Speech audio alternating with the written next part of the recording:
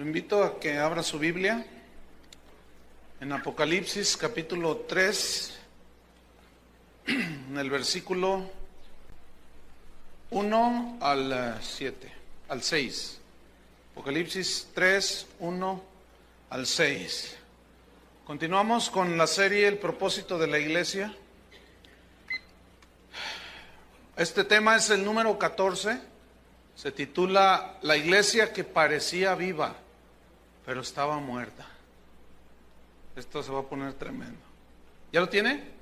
Apocalipsis 3, versículo 1 al 6. Dice: escribe al ángel de la iglesia en Sardis, el que tiene los 7 espíritus de Dios y las 7 estrellas, dice esto: yo conozco tus obras, que tienes nombre de que vives y estás muerto. Sé vigilante y afirma las otras cosas que están para morir, porque no he hallado tus obras perfectas delante de Dios. Acuérdate pues de lo que has recibido y oído y guárdalo, y arrepiéntete, pues si no velas, vendré sobre ti como ladrón, y no sabrás a qué hora vendré sobre ti. Pero tienes unas pocas personas en Sardis que no han manchado sus vestiduras, y andarán conmigo en vestiduras blancas, porque son dignas. El que venciere será vestido de vestiduras blancas, y no borraré su nombre del libro de la vida, y confesaré su nombre delante de mi Padre y delante de sus ángeles. El que tiene oído, oiga lo que el Espíritu dice a las iglesias. La iglesia de Sardis, que es la que vamos a estudiar ahora, la iglesia que parecía viva, pero estaba muerta, junto con la iglesia de la Odisea, fueron las 2 de las 7 iglesias que encontramos en estos 2 capítulos de Apocalipsis, a las cuales el Señor Jesús les reprochó más duro, a esas 2, a la de Sardis y a la de la Odisea. Había 2 rasgos que distinguían a esta iglesia de Sardis. Uno era que eran personas muy prósperas económicamente, eran ricos. Y el otro rasgo es que ellos nunca sufrieron persecución. Y fue algo muy extraordinario, porque es la iglesias del primer siglo. Todas fueron perseguidas menos los cristianos en Sardis. Esto los llevó a relajarse en su relación con Dios, los llevó a consentir al mundo. Su mensaje se diluyó, su mensaje se mezcló, y como consecuencia el poder espiritual de la palabra de Dios no se presentó. No había poder espiritual. La gente iba a la iglesia de Sardis, pero algo sucedía, que no nacían de nuevo. No nacían de nuevo, entonces permanecían en su estado de muerte espiritual. La iglesia se había convertido en un tipo de club social, donde pues llegan los simpatizantes, se sienten bien, se toman un trago, se fuman un cigarrito, bla, bla, bla, hablan de política, de cosas de la vida, pero menos de Cristo. Entonces estaba llena la iglesia de personas que se decían cristianos, pero estaban muertos espiritualmente. En la actualidad, lo único que queda de Sardis son puras ruinas. El nombre Sardis es una palabra griega que tiene 2 significados. Uno significa el remanente, y un remanente es una pequeña cantidad. ¿Sí? En este caso tiene mucho significado cuando leímos en el versículo 4, pero tienes unas pocas personas. Entonces, Sardis significa remanente, pero también significa los que escaparon. Y los nombres en la Biblia tienen mucho significado. Esa ciudad de Sardis fue construida en un monte, a las faldas de un monte que servía de protección natural contra los enemigos. El monte se llamaba Témolo. Y esa ciudad era cruzada por un río que era muy especial. Ese río, el río se llamaba Portaoro, porque dice la historia que el río arrastraba muchas pepitas de oro. Entonces la gente Los habitantes de ahí pues tenían la exclusividad, y ellos iban y sacaban oro, eran muy ricos. Como la fiebre del oro en California a principios del siglo pasado, que la gente iba y hubo mucha gente que se hizo rica. Recogían las pepitas de oro en las orillas de los ríos, era impresionante. Pues así estaba esta ciudad, fíjense. Sus habitantes tenían fama de ser personas muy arrogantes, muy soberbias. Esto debido tal vez a su riqueza material que ellos tenían. Y porque la ciudad, al estar construida de la manera que ellos la hicieron, ellos la consideraban una ciudad impenetrable. Nadie puede hacernos nada. Entonces ellos se sentían prósperos, a gusto, se sentían seguros. Y cuando alguien pone su esperanza en las riquezas y en la seguridad que brindan ciertas cosas, ese es el punto débil en una persona. Pues la ciudad de Sardis tenía un punto débil. Y el punto débil era una pequeña cañada, a la cual la miraron y dijeron, no, pues ¿quién se sube por aquí? Nadie. Pero resulta que en el año 549 antes de Cristo, el rey Ciro de Persia se dio cuenta del punto débil de la ciudad de Sardis y tenía gente muy ágil y metió unos escaladores y sorpresivamente escalaron, se metieron, abrieron las puertas de la ciudad, entró el ejército persa y conquistaron la ciudad. Les cayó sorpresivamente por el punto débil. Escúchenme bien, todos aquellos que confían en su sabiduría, en sus riquezas, en lo que puedan tener o hacer en su intelecto, en su inteligencia, ese es el punto débil por donde el enemigo puede penetrar. Le sucedió a Sardis. Dice la historia, después pasó a manos de los romanos, por ahí en el segundo siglo antes de Cristo, pero dice la historia que en el año 17, después de Cristo, ya de nuestra era, dice que, pues, ciudad muy, muy rica, los habitantes seguían con su arrogancia, y dice la historia que en el año 17, un terremoto los tomó por sorpresa, pero el terremoto era de tal magnitud que destruyó toda la ciudad de Sardis. Pero los de Sardis no se preocuparon mucho porque pues tenían mucho dinero. Entonces ellos pues juntaron al comité de desastres naturales, qué sé yo, y dijeron, bueno, ¿cuál es el problema? Nosotros, ¿cuánto vale reconstruir la ciudad?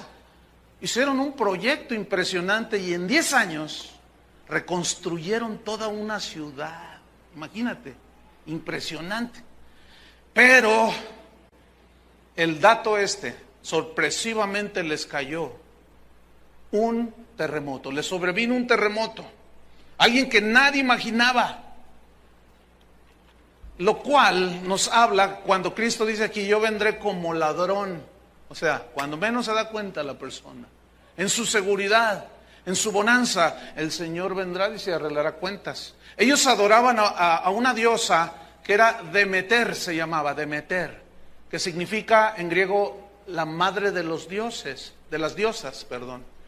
Y entre otras diosas, lo que menos tenían los habitantes de allí eran misóginos, ellos puras diosas. Otra era la diosa Artemisa, otra era la diosa Cibeles. Y recuerden que todos los cultos idolátricos involucraban inmoralidad sexual. Y como la historia nos confirma una y otra vez, el imperio babilónico, el imperio griego, el imperio romano, todos, la causa de su caída fue por inmoralidad de sus líderes, por las perversiones de tipo sexual que practicaban. Y se empezó a venir en una caída así al vacío la ciudad de Sardis, pero junto y a la par con la ciudad y los habitantes arrogantes, la iglesia de Sardis iba al mismo rumbo. La historia de una iglesia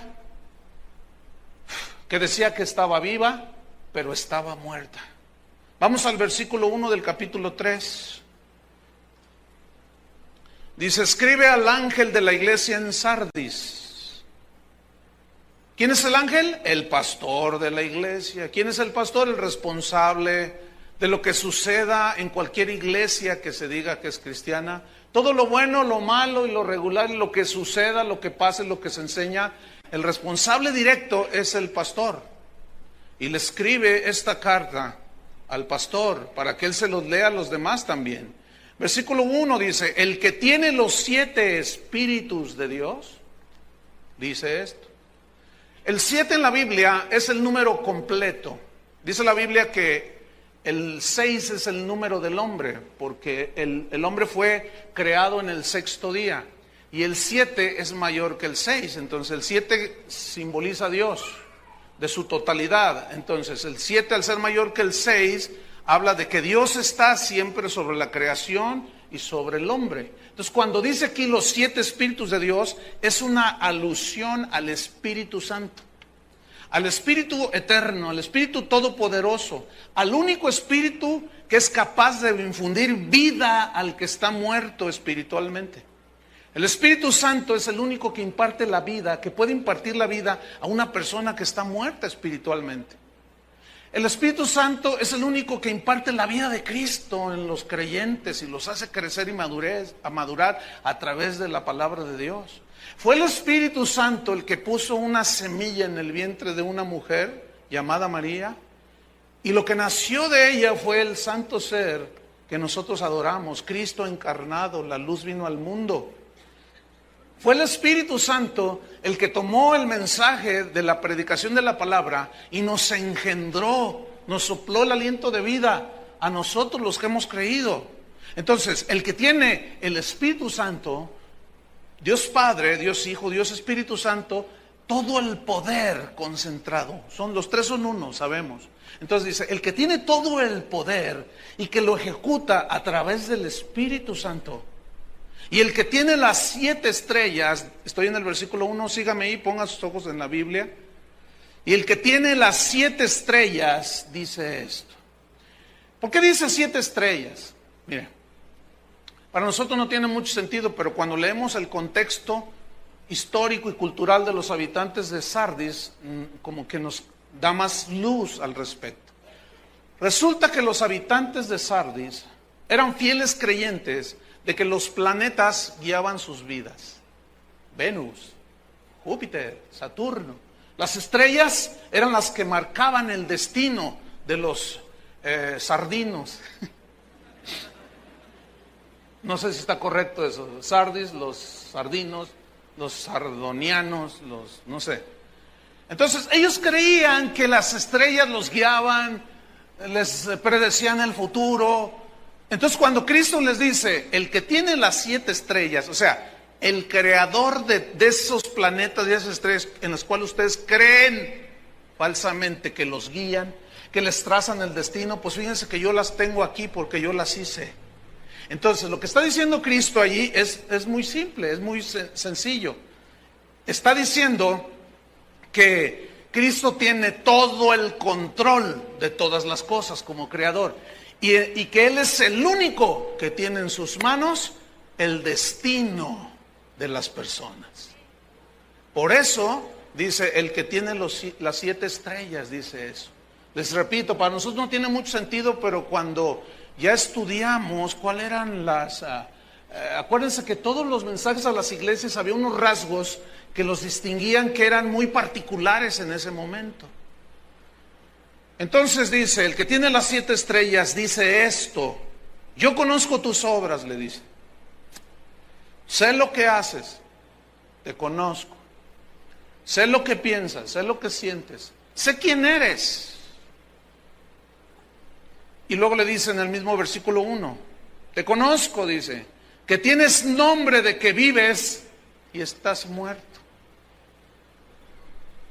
Jesús le dice, yo te conozco, le dice al pastor aquí en primera instancia. Tienes nombre de que vives, pero estás muerto. Hay algunos escritos de aquella época que no existen en todas las iglesias, pero hay algunos escritos que indican que el pastor de la iglesia del tiempo en el que se escribió esta carta, o esta profecía del Apocalipsis, el pastor de la iglesia de Sardis se llamaba Sósimo, con Z, Sósimo. Y Sósimo es del griego, que significa el que vive. ¿Se fijan cómo cobra mucho significado? Porque le dice, yo conozco tus obras, le dice al pastor, en primera instancia. Tienes el nombre de que vives, pero estás muerto, le dice. ¿Qué pasó allí? Espiritualmente, el pastor de la iglesia estaba muerto. La iglesia, por lo tanto, tenía un rasgo muy distintivo. Estaba llena, pero la mayoría de los que estaban ahí estaban muertos espiritualmente, no tenían la vida de Cristo. Fíjese qué tremendo.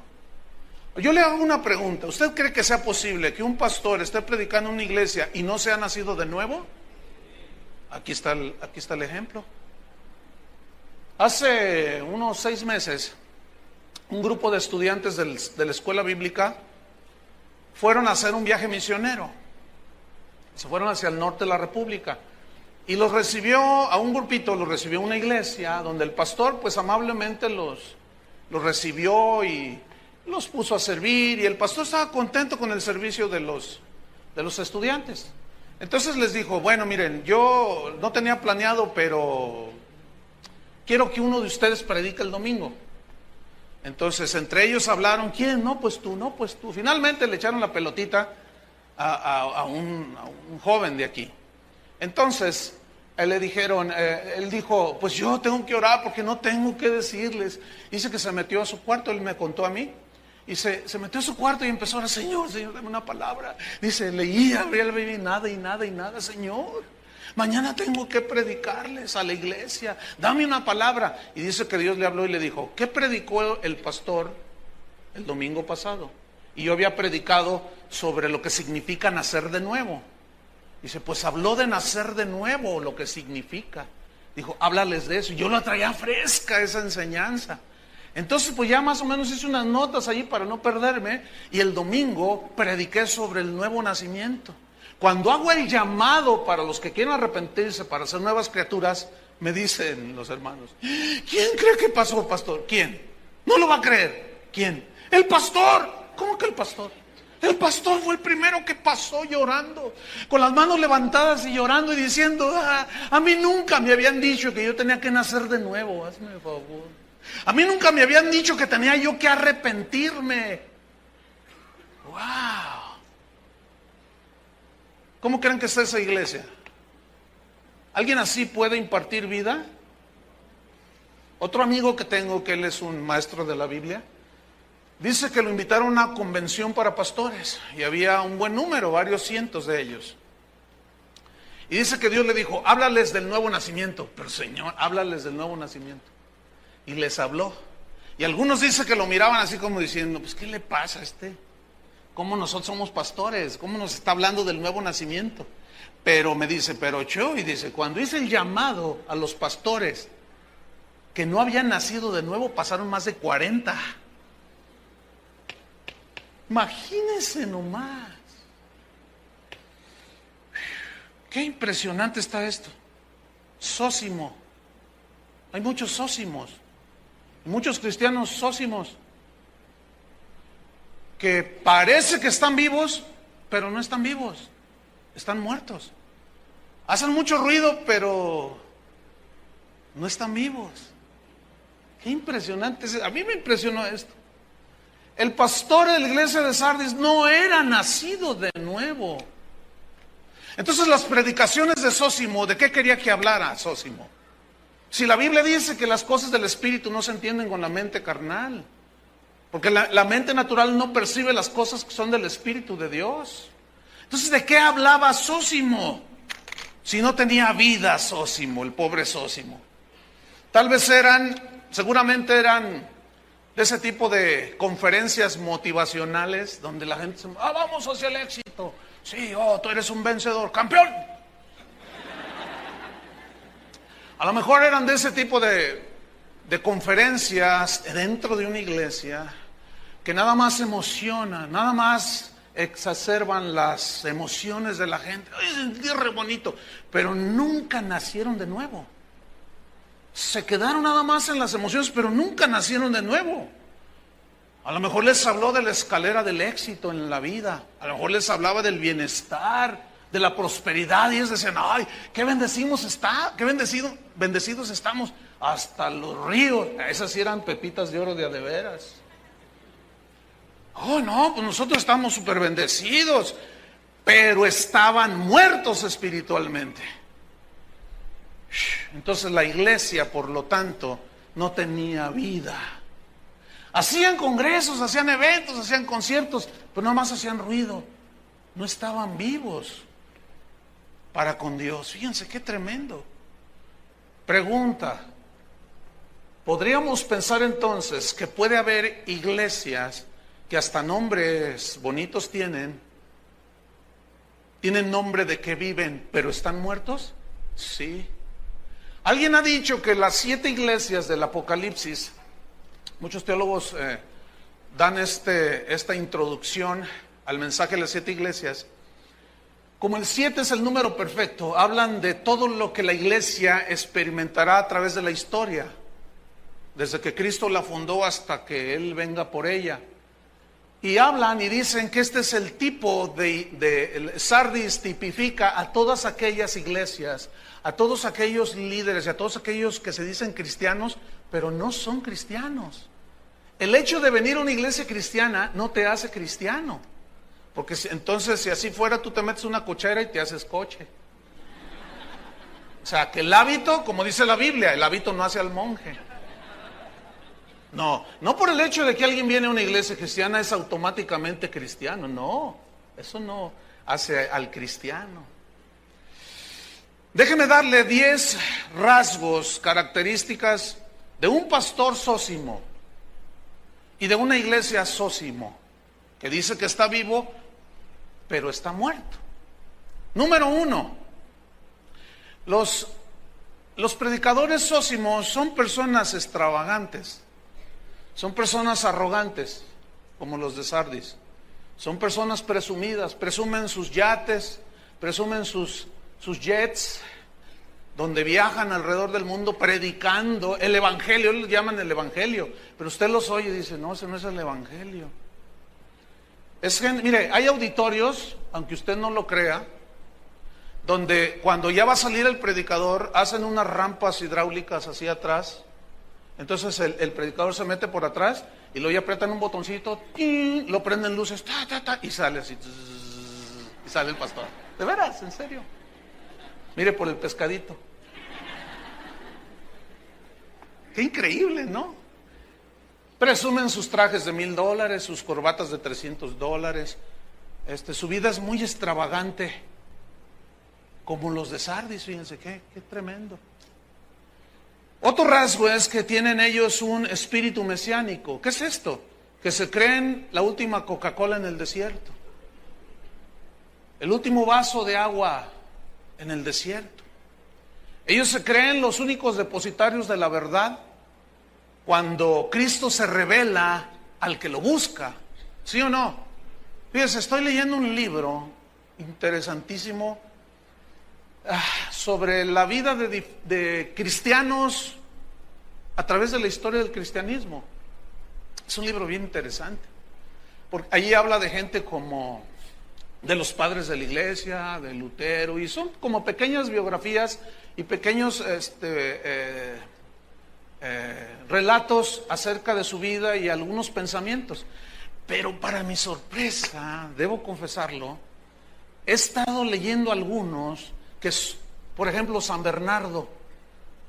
¿Han oído de San Bernardo? Aquí hay un templo en honor a San Bernardo. Bueno, cuando yo empiezo a leer, yo dije: este cuate era nacido de nuevo. Porque lo que decía, lo que hacía, lo que vivía, yo decía: wow.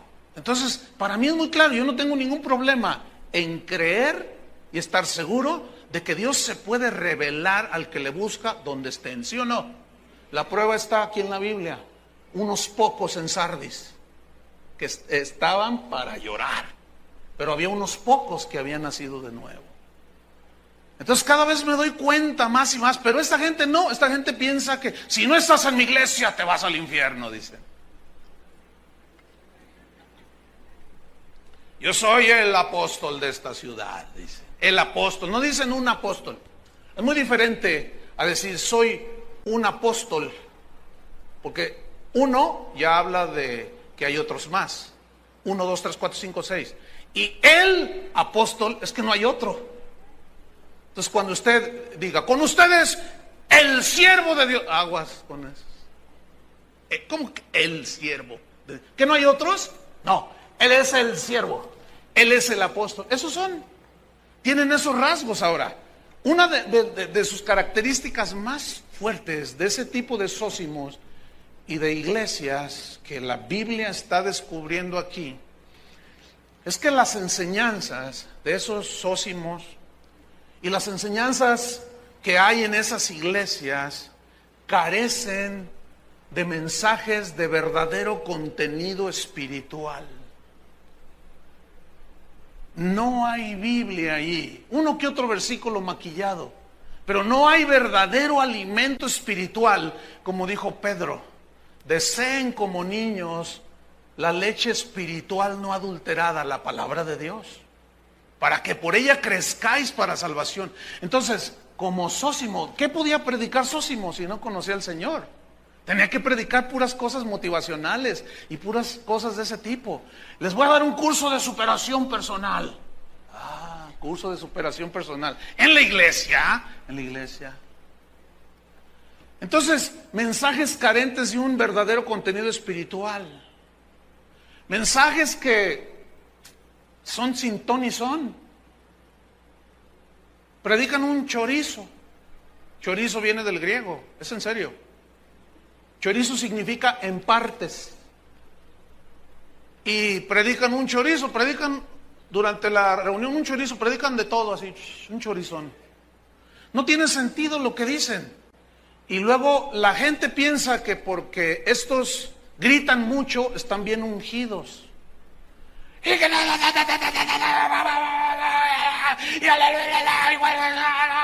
cuando se detiene, a ver. Entonces todos dicen, y confunden la gritería con la unción. Pero cuando alguien grita así como una metralleta, no te dan tiempo de pensar. Pero tú toma una conferencia de ese tipo, predicación no puede ser, es una conferencia, y ponla en cámara lenta, para que veas lo que dicen y es un chorizo, no dicen nada, de veras. Tú lo puedes confirmar. Hace un tiempo una persona vino y me dijo, pastor, quiero pedirle perdón. ¿Qué me hiciste? Dice, bueno, es que mire, lo que pasa es que, mire, usted sabe, yo tengo 3 años aquí en casa de oración. Vengo de los Estados Unidos. Y bueno, yo vengo de una iglesia donde, bueno, pues yo allí crecí, yo pensé que así era todo. Donde el pastor pues gritaba mucho y nosotros toda la reunión nos parábamos y gritábamos y... Pero yo no me acuerdo de sus mensajes. Yo pensaba que eso era el poder de Dios. Entonces pues yo le vengo a pedir perdón porque cuando yo llegué aquí, que lo oí predicar, dije, no, este está más muerto que nada. Porque no gritaba. O sea que para algunos gritar es sinónimo de unción. Imagínate en la escuela el maestro de matemáticas gritando y hablándote como metralleta. Si de por sí no sabes cuánto es 2 por 2. Imagínate cuánto fue y tú te quedas así. No, la palabra de Dios tiene que enseñarse con paciencia, que la gente tenga las pausas para digerir. No nada más en sintonía, bueno, amén, sí, amén, amén, amén. Y una vez estuve predicando en una congregación de ese tipo que siempre están gritando para todo. Dice uno, el Señor nos ama, aleluya. Yo dije, ay, ¿cómo le hago para que se callen? ¿Cómo le hago para que se callen? Porque yo no puedo predicar si la gente está hable y hable. No puedo. Porque se distrae la gente y yo me distraigo. Entonces dije, ya sé lo que voy a hacer. Y hoy hice una trampita por allí, fíjese. Dije, a ver, ¿cuántos de ustedes se quieren ir al infierno? Y todos, amén, gloria a Dios. Ya ven, les digo. ¿Se quieren ir al infierno? Ay, no. Fíjate nomás. ¿Te acuerdas, Chuy, de eso? Y les digo, no, hermanos, ustedes a todos le dicen amén. El diablo salva, amén, gloria a Dios, aleluya. Ni siquiera lo meditan. Porque están acostumbrados a ese tipo de línea. Pero cuando analizas lo que dicen, no tiene contenido espiritual que alimenta. Otro rasgo es de que hay un espíritu de exaltación, autoexaltación. Siempre, ese tipo de personas siempre hablan de sus viajes, siempre hablan de sus logros, siempre están hablando de ellos mismos. Otro rasgo es que hay un sobreénfasis en lo milagroso. Como lo milagroso atrae, ellos dicen, no, vamos a hacer una noche de milagros, vamos a hacer una noche de gloria milagrosa, vamos a hacer. Entonces la gente tiene necesidad. Tú dile a la gente que vamos a hacer una campaña de sanidad, traiga a todos los enfermos, se le llena allí. Ahora bien, fíjese, nosotros creemos en los milagros, pero la Biblia dice en el último capítulo de Lucas, del Evangelio de Lucas, que las señales seguían a la predicación de la palabra. Entonces, escuche y aprenda. Cuando usted vea en la televisión, o vaya a algún lugar, o vea alguna campaña, y no se predica el Evangelio, se dice un montón de testimonios y de cosas, pero no es el Evangelio, y luego hay un montón de milagros, usted tiene que poner un signo de interrogación, porque hay de milagros a milagros, A eso se refirió Jesús cuando dijo, muchos me dirán en aquel día, Señor, Señor, en tu nombre echamos fuera demonios, profetizamos en tu nombre pusimos manos sobre los enfermos y se sanaron. Y yo les responderé, dijo Cristo, ¿quiénes son ustedes? No los conozco, no sé quiénes son. Malditos, dice, el fuego eterno preparado para el diablo y sus ángeles. Entonces, el hecho de presenciar milagros no garantiza que son de Dios. Si usted lee en 2 de Tesalonicenses, en el capítulo 2, del 1 al 13, ahí dice que Dios les enviará un poder engañoso. El inicuo se manifestará, el hombre de pecado. La mayoría de los teólogos concuerdan de que es la manifestación del anticristo. Y dice que se manifestará con señales y milagros portentosos, para que la gente que rechazó la verdad del Evangelio crea la mentira, así dice. O sea, lo que la gente quiere son milagros ya, cosas milagrosas ya, que me venga y ya. Entonces, el que está muerto espiritualmente dice, bueno, pues hay cosas sobrenaturales, y enfatizan lo milagroso, enfatizan las señales antes que al que produce las señales. Nosotros creemos en las manifestaciones sobrenaturales de Dios. ¿Ustedes creen? Podemos dar muchos testimonios, pero estos son rasgos distintivos de ellos. Hay un espíritu de control en estos sósimos. Al no tener autoridad espiritual dada por Dios, ellos la imponen y controlan las vidas de las personas. ¿Se acuerdan de Balaam, que significa dueño del pueblo? Ese se creía el dueño del pueblo, y así estos sósimos se creen dueños de la gente, se creen dueños de la iglesia, y esos son rasgos distintivos de ellos. Por lo tanto, hay un espíritu de control, y esto los lleva a manipular a las personas. Les manipulan sobre todo en el pedir y en el sacar dinero, dizque para la obra, dicen ellos, pero en realidad no es para la obra, se enriquecen ellos mismos. Otro rasgo es que son incapaces de escuchar un consejo o una reprensión. Como estas enseñanzas salen por internet, hay algunos que las escuchan y dicen, no, y se enojan, no les gusta. Pero el que es hijo de Dios, Jesús dijo, mis ovejas, ¿qué? Oyen mi voz. Y aquí dice, el que tiene oídos oye lo que el Espíritu dice a las iglesias. O sea, no es mi mensaje, es el mensaje de las Escrituras, es el mensaje de Jesús preocupado por la iglesia. Pero algunos escuchan eso y dicen, no, ese Chuy nos ha dicho de todo, anoréxicos. Nos ha dicho, bueno, ya se voló la barra, ahora ya con esta, nos dijo muertos. Bueno, ahora sí que como dice el dicho, al que le quede el saco, porque si a usted no le queda, pues usted está gozándose en la palabra de Dios, ¿no es cierto? Y también nos sirve de advertencia. Entonces estamos aquí aprendiendo, creciendo, madurando. Otro rasgo de los zósimos es que hacen un énfasis en lo material. Ese es un rasgo distintivo de ellos. No sé cuántos de ustedes han visto en alguna ocasión, yo he visto 2 veces el programa que sale en la noche de Pare de Sufrir. ¿Alguno lo ha visto? Bueno, yo no sé, bastantes levantaron la mano. En primer lugar, tengan cuidado, pero en segundo, escuchen, no sé si vieron lo que yo vi, pero siempre al inicio del programa te pasan así como un collage, así de muchas imágenes. Entonces, venga con nosotros tenemos aquí la prosperidad, la bendición de Dios, dice. ¿Lo has oído? Y lo primero que hacen es te sacan una Navigator 2007. ¿Se han fijado? Te aparece así. Y luego, prosperidad. Y luego una casa. Y luego una familia con sus hijos tomaditos de la mano. Y atrás una casa bien bonita con 2 carros. Un BMW y otra camioneta ahí. Y de la mano. Y luego ya los llevan al set. Cuéntenos su testimonio. No, yo estaba en la miseria. Yo no tenía nada y ahora ya tengo mi casa. Venga, venga. Y le vamos al aceitito de las vírgenes, quién sabe qué rollo. Y el pañuelito de no sé qué. Y la gente vea y está lleno los auditorios de esos lugares. Pero ¿y la predicación de la palabra? Bien, gracias.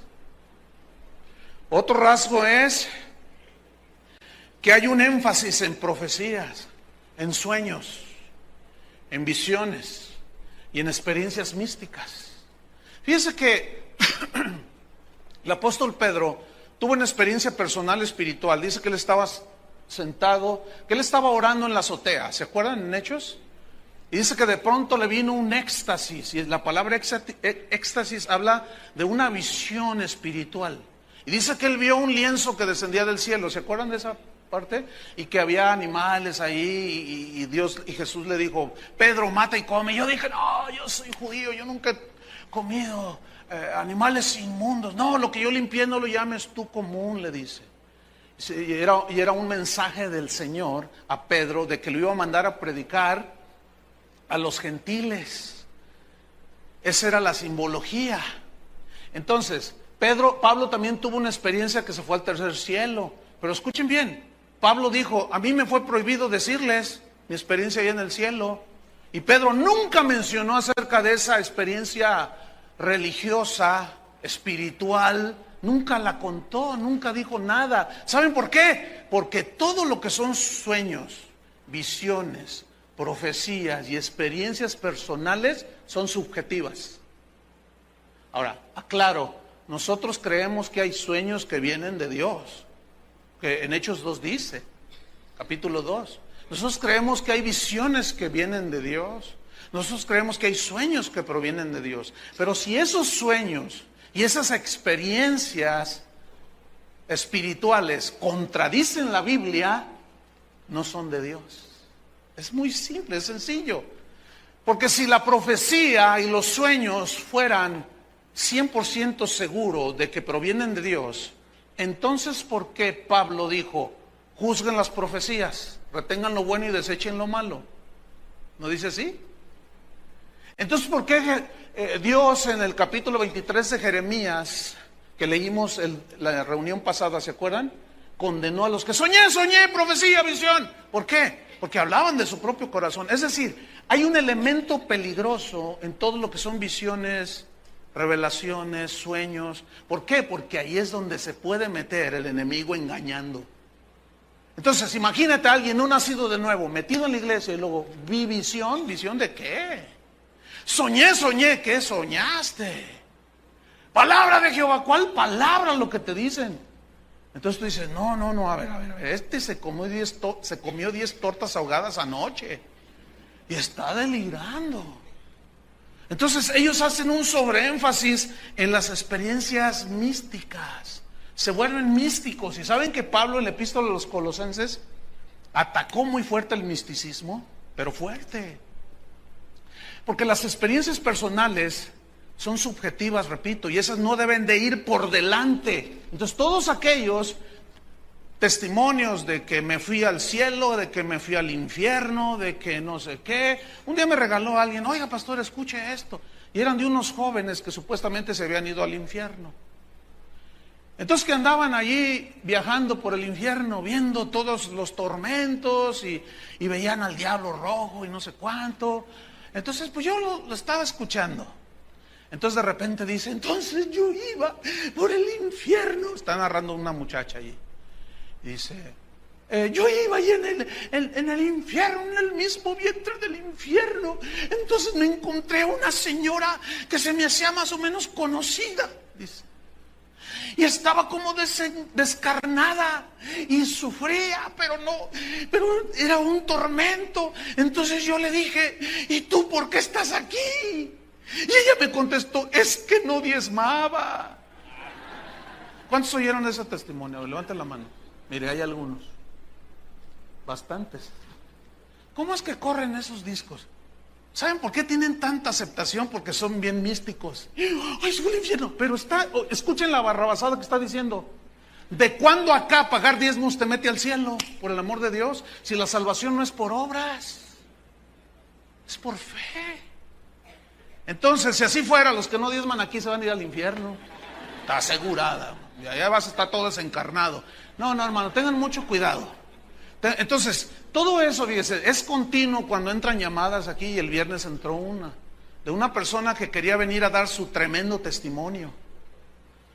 Entonces le dije yo a la secretaria, ¿y qué le dijiste? Bueno, pues lo que tengo que decir, le dije que nosotros pues respetábamos su manera de ser, pero que nosotros utilizábamos las reuniones para enseñar la palabra de Dios, instruir a los creyentes, no para escuchar testimonios espectaculares. Y dijo, es que el mío es como ninguno. Dice, no, mire, la Biblia dice, Jesús les decía cuando hacía un milagro en las personas, les decía, ve y cuéntale a los tuyos.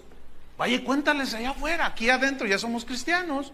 ¿Para qué viene y nos cuenta del infierno si nosotros ya estamos seguros en que vamos al cielo? Entonces no tiene sentido. No, pero dígale al pastor. Es más, dígale que quiero hablar con él porque cuando oiga mi testimonio se va a impactar. Yo me voy a impactar, hermano. Por eso muchas iglesias, y claro, como imagínense, testimonio de impacto. No, pues dígale a todos, traigan. Entonces se pone así, hermano. Pero todo eso es subjetivo. Entonces no hay palabra. Y así era la iglesia de Sardis, fíjense. Estaban muertos, no había vida. Como que, ¿qué podían ellos hacer? ¿Qué podían dar ellos? Entonces dice en el versículo número 2, dice, sé vigilante, lo que significa despierta, ¿sí? Así como Ciro y el terremoto sorpresivamente cayeron sobre Sardis, ellos estaban reposados, contentos, comiendo, bebiendo, divirtiéndose en sus ruidosos eventos. Dice, pero vigila, versículo 2, y afirma las otras cosas que están para morir. ¿Qué significa esto? Les quedaban algunas cosas que estaban por morir. Significaba que al no tener la vida de Dios, ¿cómo es que ellos habían recibido la palabra de Dios y cómo es que la iglesia de Sardis se había fundado? Si ni siquiera el pastor era salvo. Es que era gente que estaba convencida de que Cristo era el Mesías, pero nunca se arrepintieron. Entonces el conocimiento intelectual, también los demonios creen, según Santiago, y tiemblan ante lo que ven que dice la Biblia, pero ellos no se arrepienten. También los demonios creen. Entonces el mero conocimiento intelectual de que Cristo murió en la cruz, de que murió por nuestros pecados, no significa que automáticamente una persona es salva por el medio conocimiento intelectual. También un ateo tiene el conocimiento intelectual de que un hombre llamado Jesús, que murió dizque por los pecados de la humanidad, también ellos tienen el conocimiento intelectual. ¿Qué es pues lo que te mete en relación con Dios? El arrepentimiento, la conversión, el que tus pecados sean lavados con la sangre de Cristo. Eso es lo que hace una nueva criatura, fíjate. Eso es lo que injerta en el cuerpo de Cristo. Entonces ellos tenían cosas a medio morir, dice que están por morir, así medios que obedecían, medios que media santidad, medios que medio no sé qué, medios humildes, medias oraciones. O sea, en realidad yo puedo imaginarme así como, oh, omnipotente Dios, oh, dador de la vida, ten misericordia de nosotros, así sea. Y por ahí alguno dice, oye, ¿qué pasó? ¿Qué no deberíamos de decir en el nombre de Jesús? Ah, sí, en el nombre de Jesús. O sea, que ya no incluían a Jesús. Cristo dijo, nadie va al Padre si no es por mí. ¿No dijo Cristo así? ¿Han oído orar a los krishnas? ¿Han oído orar y hablar a un budista cuando se dirige a sus dioses? Hablan bien bonito. Pero llegarán al Padre porque el único camino es Cristo. ¿No es cierto? Bueno, no todos lo creen eso. Yo sí lo creo. ¿Cuántos lo creen conmigo? El único camino, Él lo dijo, yo soy el camino, la verdad y la vida. Nadie va al Padre si no es por mí. Entonces no son las oraciones bonitas al dador de la vida, al Dios omnipotente, bueno, hay muchos dioses. ¿A cuál Dios le estarán hablando? Y todas esas cosas estaban a medio morir allí. Y luego dice el versículo 2 en la siguiente parte. Al final dice, porque no he hallado tus obras perfectas delante de Dios. En otras palabras, le está diciendo, lo poco bueno que haces, que no te salva, porque la salvación no es por obras.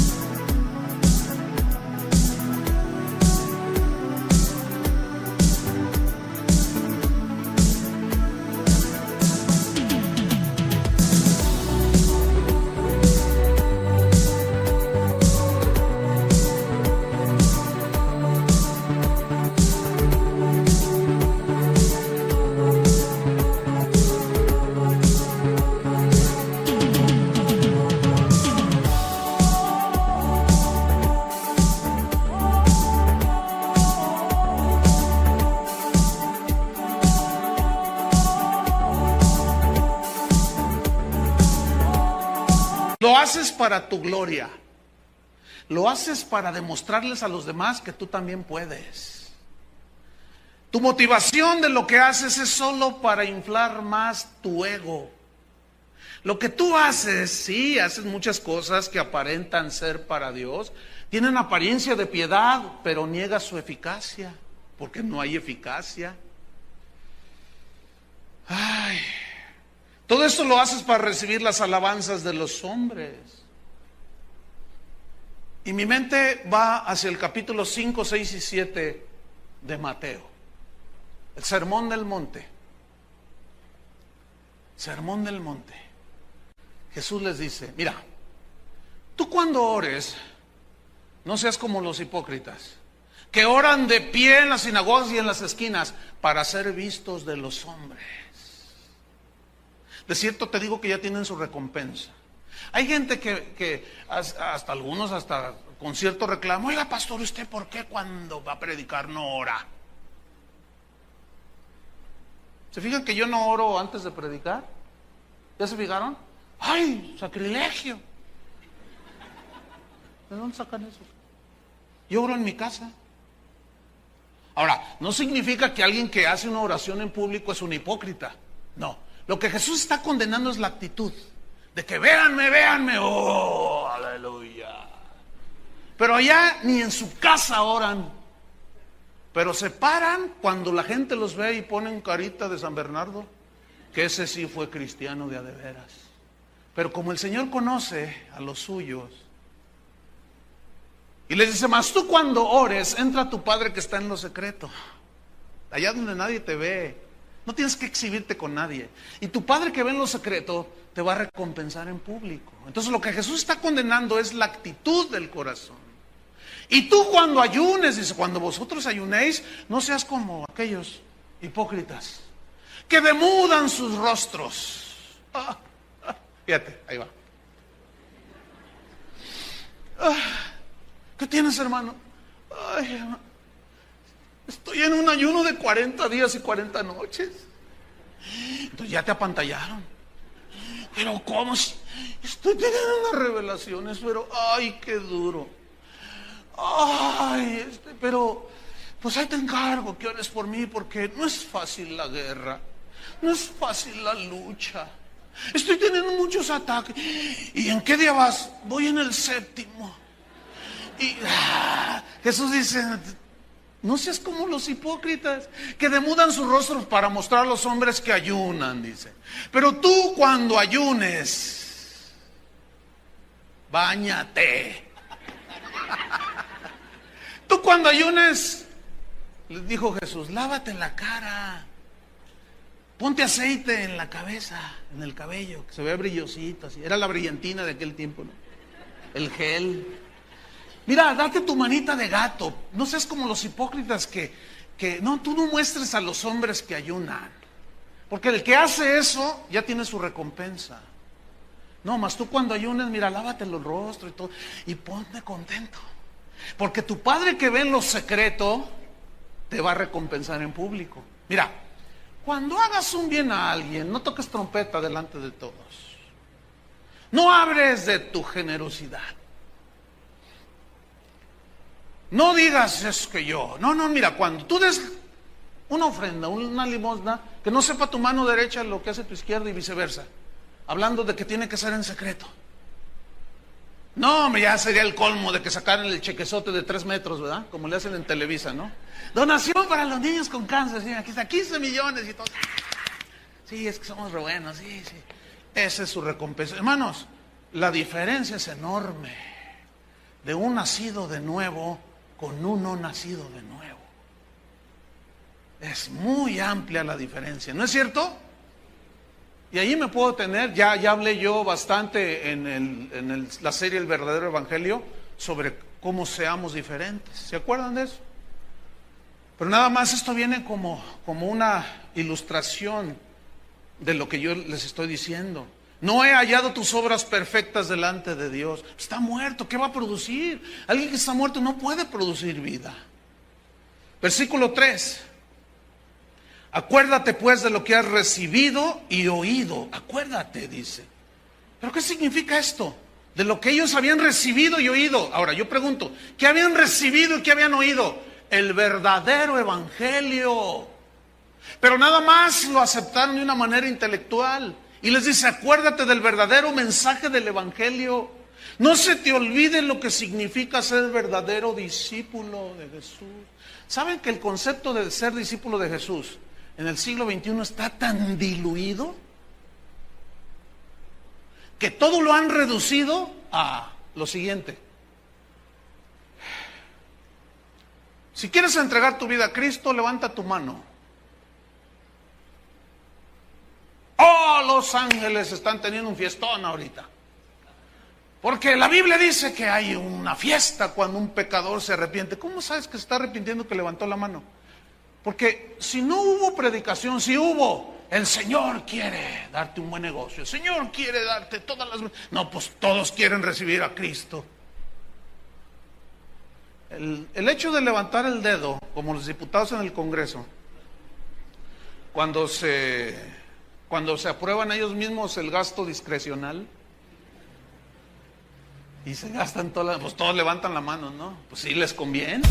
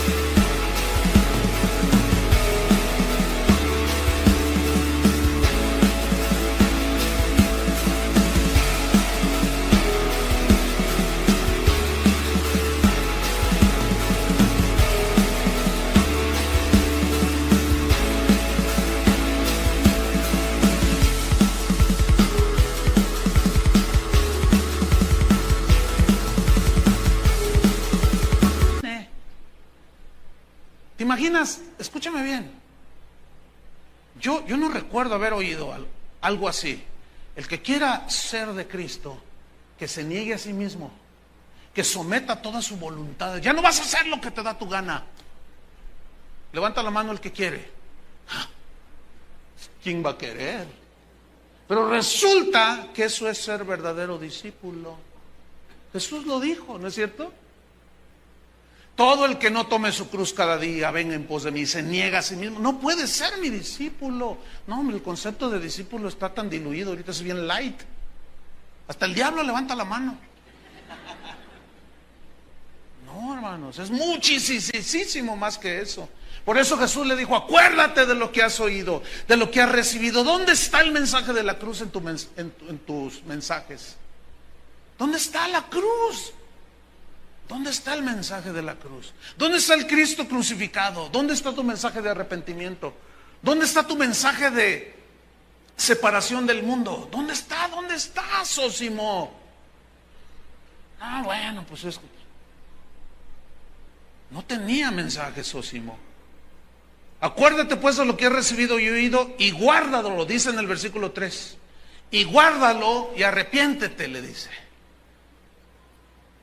Y este verbo guardar, guárdalo, le dice Jesús, viene del griego tereo, con T, tereo. Y tereo significa perder de vista. O sea, en otras palabras, Jesús le está diciendo, lo que has oído, lo que has recibido y has oído, dice, no lo pierdas de vista. ¿Qué fue lo que habían oído y recibido? El evangelio, hermanos. La palabra de Dios. No pierdas de vista mi evangelio, no pierdas de vista mi palabra, no pierdas de vista mi fe. ¿Están entendiendo, verdad? Los veo bien pensativos, pero así hacen así como, no, sí. Es que así es, hermano. Guárdalo, no lo pierdas de vista. Por eso la Biblia dice, puestos los ojos en Jesús, en el autor y en el consumador de la fe. ¿Puestos los ojos en quién? En Jesús, como Moisés, que se sostuvo como viendo al invisible. Qué tremenda experiencia de Moisés. Pablo lo puso de esta manera, capítulo 3 de Colosenses. Si habéis resucitado con Cristo, poned la mira en las cosas de arriba, donde está Cristo sentado a la diestra del Padre. Si habéis resucitado. Es decir, aquí está otra vez la gran diferencia entre el que tiene vida y el que no la tiene. El que tiene la vida de Dios, ¿qué busca? Las cosas de arriba, donde está Cristo sentado a la diestra del Padre. Poner la mira en las cosas de arriba y no en las de la tierra. Entonces, ¿cómo alguien que no es nacido de nuevo va a dar un mensaje para que la gente ponga sus ojos en las cosas de arriba? Imposible. Entonces, van notando a través de todas estas enseñanzas cómo es relativamente fácil descubrir y ver quién es Sósimo. ¿Sí o no?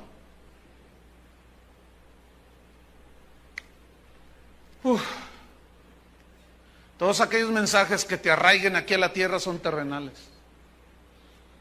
¿Y qué de las inescrutables riquezas de Cristo? ¿Y qué del mensaje de las riquezas de nuestra herencia en Cristo? No. Yo quiero el oro aquí y ahora. Yo no lo quiero allá en las calles de oro. ¿De qué me sirve allá? Yo lo quiero aquí, dijo un famoso evangelista.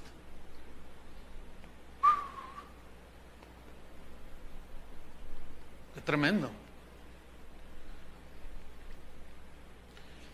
Guárdalo, dice, no lo pierdas de vista y arrepiéntete. Cambia tu actitud, cambia tu mente, vuelve a mí. Yo soy el único que te puedo dar vida. Él es el único. En una ocasión se me acercó una persona y me dice, pastor, ya oraron por mí y no pasa nada. Le digo, ¿pero qué tienes? Es que tengo esto y es un montón de broncas y tenía estrés, estaba deprimido, el hermano estaba en una situación terrible, dice, y ya oró su esposa, ya oró Chuy García, ya oraron todos y no ha funcionado, dice. Y vengo porque usted es el pastor. Le dije, ¿y conmigo sí va a funcionar? Yo tengo fe que sí, dice. Piense nomás. Yo le dije, mira, yo voy a orar por ti y vas a ver que no va a funcionar tampoco. ¿Por qué no? Usted tiene poder. Sí, pero tú no haces nada. ¿Sabes una cosa? No vengas a buscar al hombre.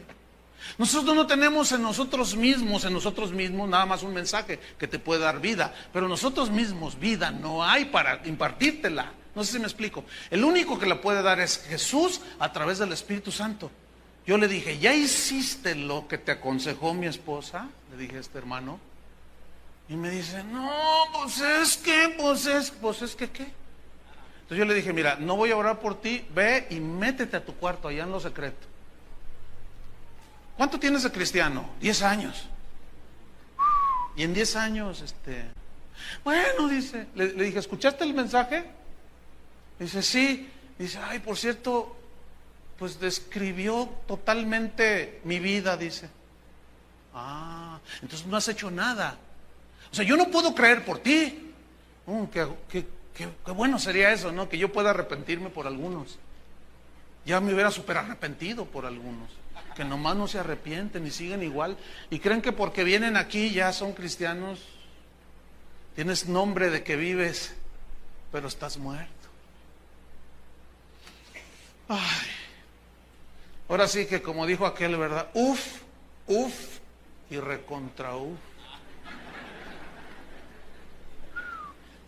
Yo diría, ay y recontra ay. O sea, es como que, wow. Esto confronta. ¿A poco no nos confronta?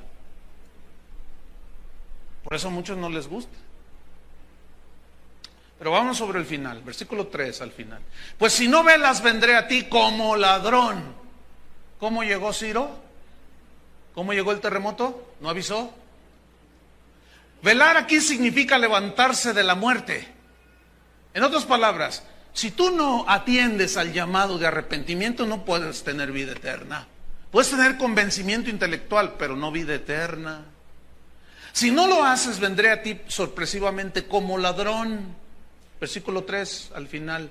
Y no sabrás a qué hora vendré sobre ti, como el ladrón que llega sin previo aviso. ¿Cuándo han visto a un ladrón sin previo aviso? Que llega y toca y dice, ya vine a robarla, doña Chole. ¿Quién? A ver. Y luego te tocan ahí en la noche en la ventana de tu casa. Y no sales tú. ¿Qué pasó? Oiga, este es su auto. Sí, me lo voy a robar, ¿eh? ¿Cómo vendrá Cristo? Como viene un ladrón en la noche, sin avisar, arreglar cuentas. Versículo 4. Pero ay, este versículo me gusta.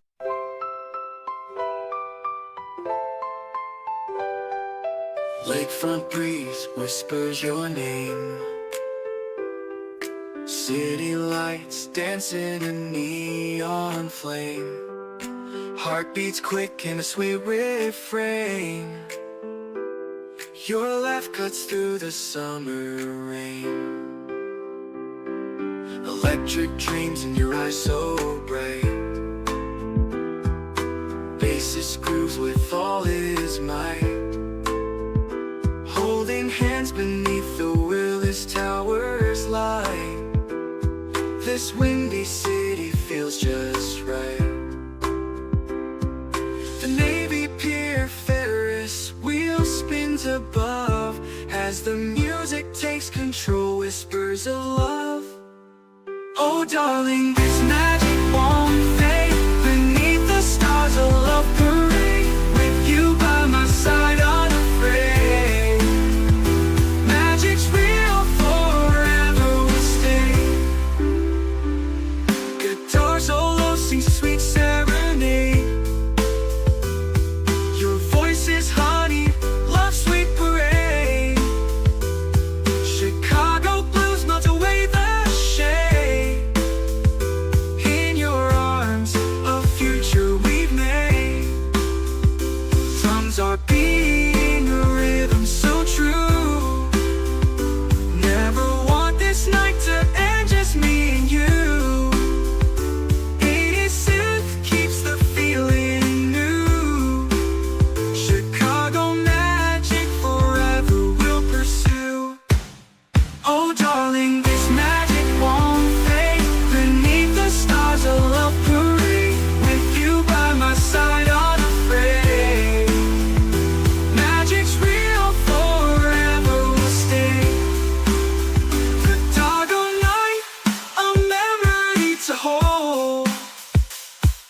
love story forever told. In this magical city our hearts unfold. Chicago night forever will hold.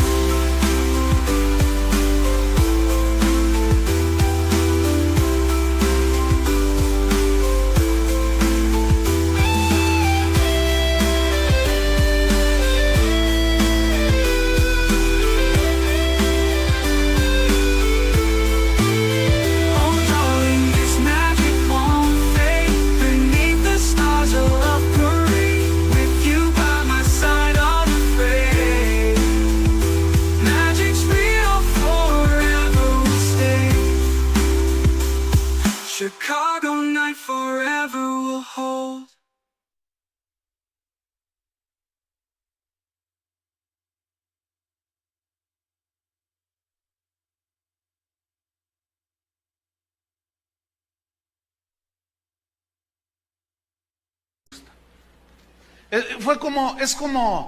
Como un bálsamo, así como corroborando lo que yo les decía hace un rato. Ay, estoy convencido de que Cristo se revela al que lo busca.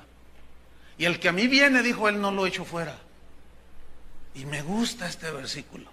Porque dice, pero, aquí el pero es diferente, fíjate. Pero tienes unas pocas personas en Sardis. ¿Qué significa Sardis? Remanente. Una pequeña cantidad. ¿Qué más significa? Los que escaparon. Unos pocos.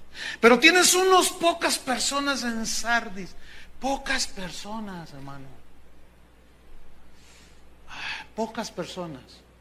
¿Cuántos cristianos cree usted que hay aquí en la ciudad? Miren, voy a exagerar. Si hay 50,000, somos muchos. ¿Cuántos habitantes hay en esa ciudad? ¿5 millones? ¿4 millones? ¿5? ¿6? ¿Que no son muy poquitos? Yo le aseguro, hermano, que no hay un habitante de esta ciudad que no haya oído que Cristo murió por sus pecados.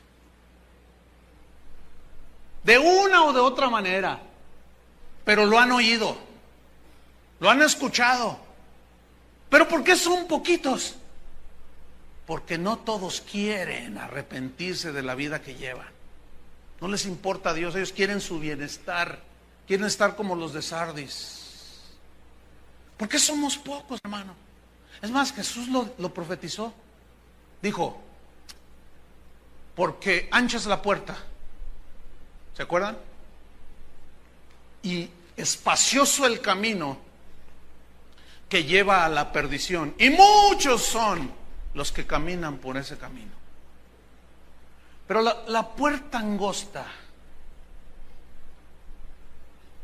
es la que lleva al camino angosto. Y pocos son los que caminan por él. Somos muy poquitos. Pero no porque la gente no sepa quién es Cristo, sino porque no quieren arrepentirse. Porque la luz vino y los hombres amaron más las tinieblas que la luz y rechazaron la luz a Cristo. Hermano, por lo menos 2 veces al año la gente oye de Cristo en nuestra ciudad, nada más, para no irnos más lejos. Semana Santa y Navidad. Nadie puede decir que no. Pero en eso, fíjese, en esos mensajes a veces tan diluidos, eso es lo que a mí me da un consuelo. Habrá algunos que encontrarán a Cristo, como esos poquitos, como los de Sardis. Somos poquitos. No somos muchos cristianos. Numéricamente, nominalmente, hay más de 1,000 millones de cristianos en el mundo. 2,000 millones de cristianos en el mundo. 1,000, la Iglesia Católica dice que tiene más de 1,000 millones. Y los otros 1,000 son de las diferentes denominaciones cristianas. Pero ¿cuántos serán de a de veras, hermano? ¿Ah? ¿Cuántos serán de a de veras? Tienen nombre de que viven, pero están muertos, muchos. Seguimos siendo poquitos. Es más, Jesús dijo, hablando de los últimos tiempos, cuando el Hijo del Hombre venga otra vez, ¿hallará fe en la tierra? ¿Cómo entienden eso que Jesús dijo? Cuando yo regrese otra vez, ¿hallaré fe en la tierra? ¿Qué va a hallar Jesús?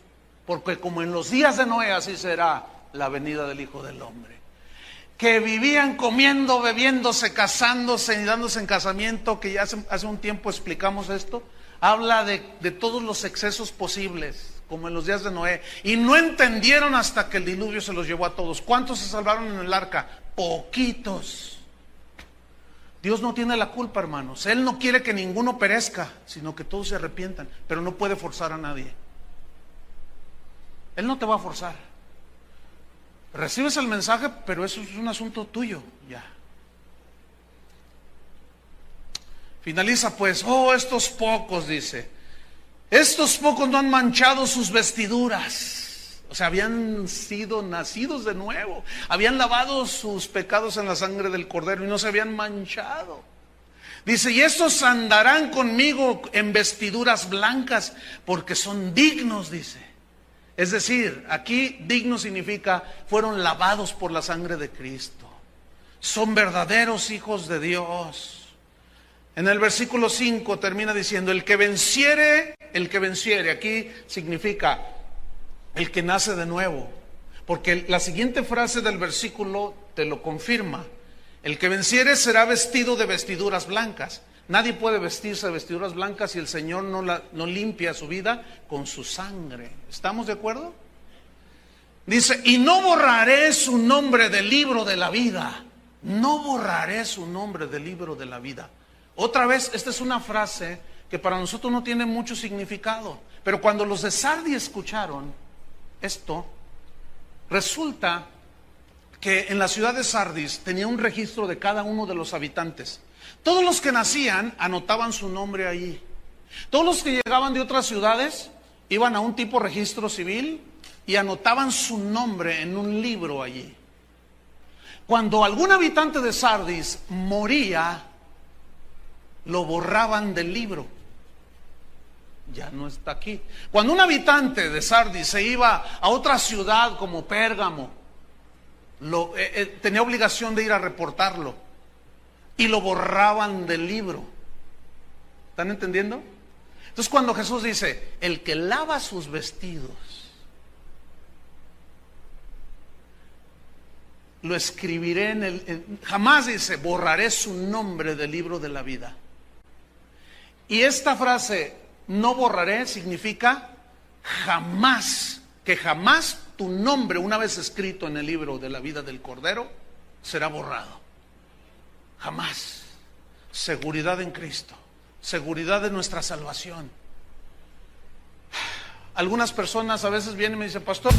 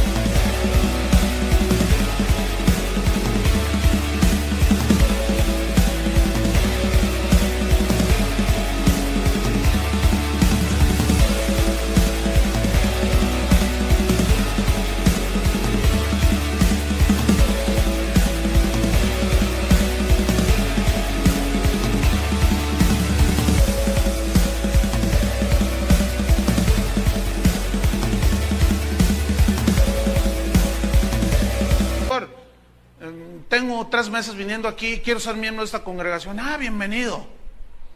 ¿De dónde vienes? Pues vengo de tal ciudad o X. ¿Y qué tengo que hacer para ser miembro de esta congregación? No, pues nada más venir. No tengo que firmar ningún libro ni nada. Yo sé a lo que se refieren. Porque hay iglesias donde tienen un registro de todos sus miembros. Entonces, allí los anotan a cada miembro de la iglesia. Y están los libros y ahí está Camaleón Casillas, Rosita Alvírez, todos esos, ¿no? Pero escúcheme bien. Nosotros podríamos tener un libro así, pero ¿de qué le sirve a aquel que está escrito en el libro de casa de oración como miembro de casa de oración si su nombre no está inscrito en el libro de la vida del Cordero? De nada. ¿O qué va a hacer ese día? A la hora que lean el libro de la vida, Chuy García, pásale. Y luego tú estás ahí y luego, ¡hey, falté yo, Señor! ¿Cómo te llamas? Rosita Alvírez. A ver, Rosita, no estás, Rosita Alvírez. No estás. ¡Claro, mira! Y yo no sé cómo le hizo la Rosita Alvírez y se lleva una copia del libro de aquí. Le dice, mira, aquí estoy anotado en casa de oración. Pues, pero aquí en el libro de la vida no te conozco, no sé quién eres. Ahora, yo no estoy diciendo que los que hacen eso están mal, no, yo lo que estoy diciendo es que eso no asegura nada, pero asegúrate de que tu nombre esté inscrito en el libro de la vida del Cordero. Y confesaré su nombre, dice, delante de mi Padre. ¿No dice así al final del versículo? Confesaré. Ahí confesar significa reconoceré su nombre, porque Él conoce quiénes son. ¿Se acuerdan de la piedrecita blanca? Con un nombre, ¿sí? Juanita Pérez, presente, pásale, hija. Todos con su piedrecita y su nombre allí, que Él conoce el Señor a los que son suyos. Lo confesaré, porque el que me niegue delante de los hombres, yo lo negaré delante de mi Padre. El que me confiese y me reconozca delante de los hombres, yo también lo confesaré y lo reconoceré delante de mi Padre. ¿Se acuerdan? Termina diciendo el versículo 6, el que tiene oído, oiga lo que el Espíritu dice a las iglesias. ¿Qué les está diciendo? A los que dicen que están vivos, pero están muertos. Que Dios nos ayude. Vamos a orar. Póngase de pie, hermano, por favor. Gracias, Señor.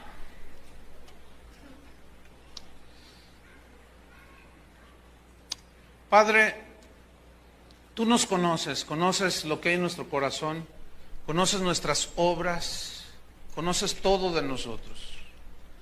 Tú conoces, Señor, los más íntimos pensamientos, las motivaciones. Y tal vez algunos tienen nombre que viven, pero no están vivos, están muertos. Y tú has hablado en esta mañana, Señor. Lo que cada uno tiene que hacer es examinarse si está en la fe. ¿Qué significa esto? Examinarse si es verdadero discípulo de Jesús. Si eres de esos pocos de Sardis, en medio de toda la secularización de la iglesia, hay algunos pocos que están recibiendo la salvación de Cristo. Pero nuestro compromiso, el entendimiento que creemos que Dios nos ha dado en cuanto al mensaje del Evangelio, no hay que detenerlo, hermanos. Háblele a la gente, háblele de Cristo, háblele de las grandes virtudes de aquel que nos trasladó de las tinieblas a la luz de Jesús. Nosotros somos real sacerdocio, nación santa, pueblo adquirido, comprado por Dios. ¿Pero para qué? ¿Para anunciar nuestras virtudes o las de Él? Las de Él. Para anunciar las virtudes del que nos llamó de las tinieblas a su luz.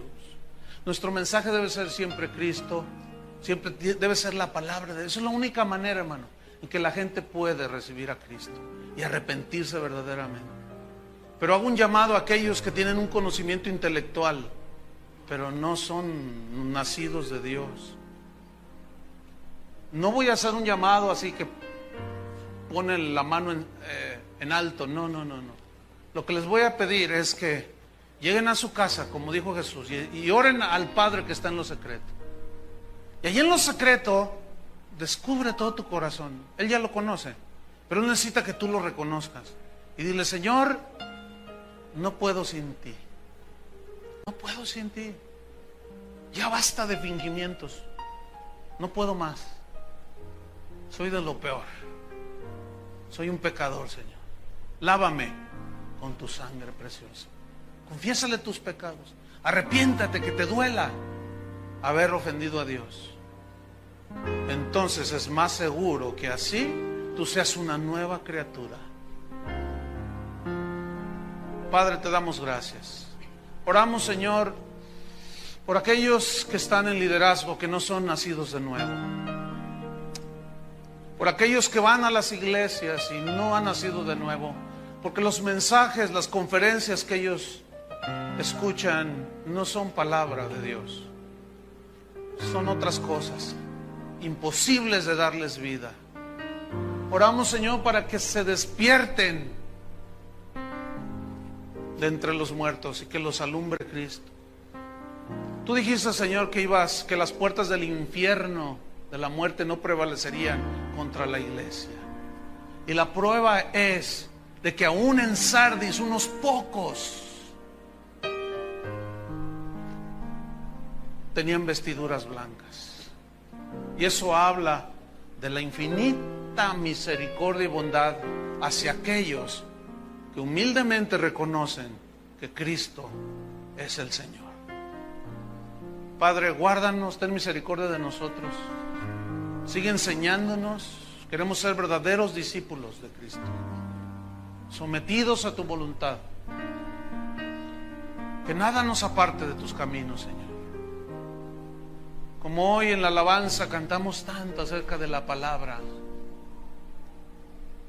nos regocijamos en tus mandamientos, porque somos tus hijos, Señor. Y nuestro afecto está en la casa de Dios, en tu presencia, en la palabra de Dios. En el nombre de Jesús, gracias, Señor.